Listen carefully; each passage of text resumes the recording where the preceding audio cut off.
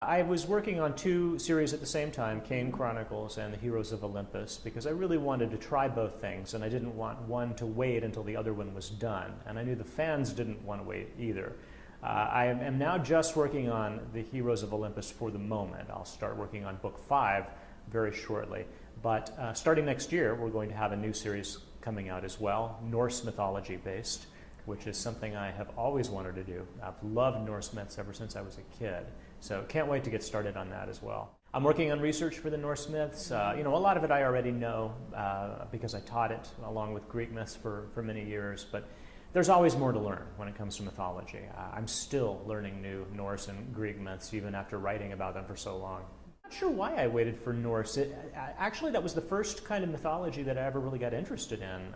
I got interested in that from The Lord of the Rings. I had a great 8th grade English teacher who said, "Rick, if you like The Lord of the Rings, you should know that's based on Norse mythology." And so she kind of opened the world of mythology to me. But it's always been sort of percolating in the back of my mind. It's not something that I ever really got to write about. I guess I needed to find the right moment and the right premise for approaching that series, and I think I finally got it.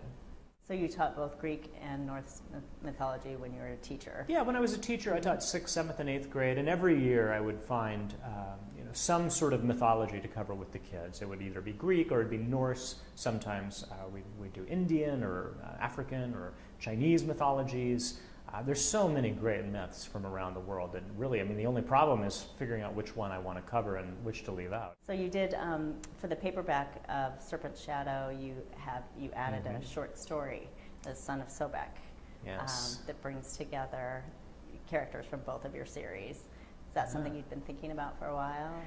Combining the two series, the Egyptian and the Greek, is something that my fans have always been asking me about, and certainly it's something I've thought about. In the Kane Chronicles, there are a few shout-outs here and there to Percy Jackson's world. At one point, Carter Kane looks up and thinks he sees a Pegasus, and he's not quite sure what to make of that.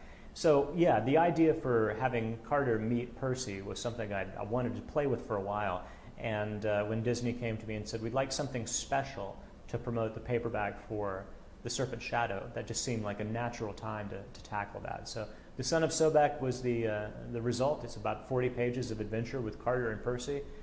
Fabulous stuff. I loved writing it. Would I ever go back and do a longer crossover? Love to. It's just a question of when and, if I have the time to get there. I have to confess, kind of making it up as I go along.